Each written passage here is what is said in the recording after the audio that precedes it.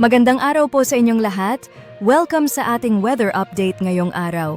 Kung gusto nyo pang makakuha ng mga updates sa lagay ng panahon, huwag kalimutan mag-like, mag-share, mag-subscribe at pindutin ang bell icon para updated kayo sa mga susunod pa nating videos.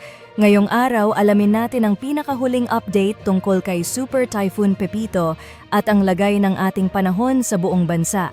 Patuloy na nagpapakita ng mapaminsalang pagbabanta si Bagyong Pepito habang ito ay kumikilos papalayo sa mga karagatan sa silangan ng Bicol Region. Papalapit ito sa silangang bahagi ng Central Luzon at may posibilidad na tumama ang sentro ng bagyo sa bahagi ng Polillo Island o sa Aurora at Quezon Province mamaya. Ang sentro ng mata ng Super Typhoon Pepito ay sa katubigan ng Vinzons, Camarines Norte. Taglay pa rin ng bagyo ang lakas ng hangin na umaabot sa 185 km per hour malapit sa gitna at may mga pagbugso ng hangin na umaabot sa 255 km per hour. Ang bagyong ito ay kabilang pa rin sa kategoryang Super Typhoon at kumikilos patungong west-northwest sa bilis na 15 km per hour. Sa ngayon, nakataas pa rin ang Tropical Cyclone Wind Signal number 5 sa eastern portion ng Polillo Islands at Calaguas Island.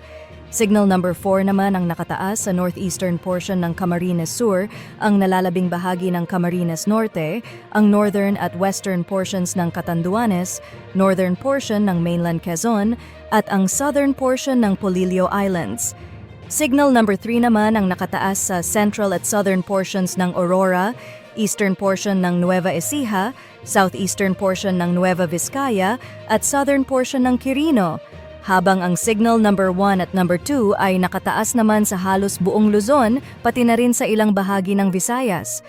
Pinag-iingat po natin ang ating mga kababayan sa mga lugar na apektado ng mga wind signals dahil sa posibleng malalakas na pag-ulan at pagbugso ng hangin.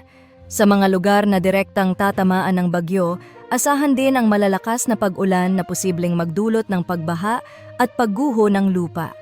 Mataas din ang posibilidad ng storm surge, lalo na sa mga coastal areas. Base naman sa pinakahuling forecast track ng Pagasa, patuloy na kumikilos si Bagyong Pepito sa direksyong west-northwest habang tinatawid ang katubigan ng Camarines Provinces. Posible itong maglandfall o dumaan sa Calaguas Island ngayong umaga at tatawirin ang mga lugar sa Polillo Islands bago maghapon.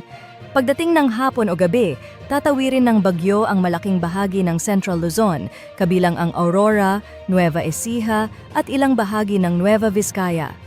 Dadaan din ito sa Benguet, eastern portion ng Pangasinan at lalabas sa katubigan ng La Union o northern Pangasinan. Hindi lang mga malalakas na hangin ang aasahan sa mga lugar na direktang tatamaan, kundi pati na rin ang matinding pag-ulan na maaaring magdulot ng pagbaha at landslides. Mag-ingat din tayo sa mga posibleng storm surges sa mga coastal areas. Sa mga lugar naman sa Visayas at Mindanao, asahan ang mga localized thunderstorms na dulot ng trough or extension ni Super Typhoon Pepito. Wala silang direktang epekto ng bagyo, ngunit posible pa ring magdulot ng mga pag-ulan at maliliit na pagbugso ng hangin sa mga nasabing lugar. Sa mga lugar sa Visayas at Mindanao, hindi rin natin isinasantabi ang posibilidad ng mga isolated na pagbaha o storm surge sa mga coastal areas dahil sa epekto ng bagyo. Iyan po ang pinakahuling update sa ating panahon. Maghanda na po tayo at maging alerto, lalo na sa mga lugar na apektado ng Super Typhoon Pepito. Patuloy po nating babantayan ang mga susunod na developments. Huwag kalimutan mag-like, mag-subscribe at pindutin ang bell icon para lagi kayong updated sa mga susunod na weather reports. Mag-ingat po tayong lahat at stay safe.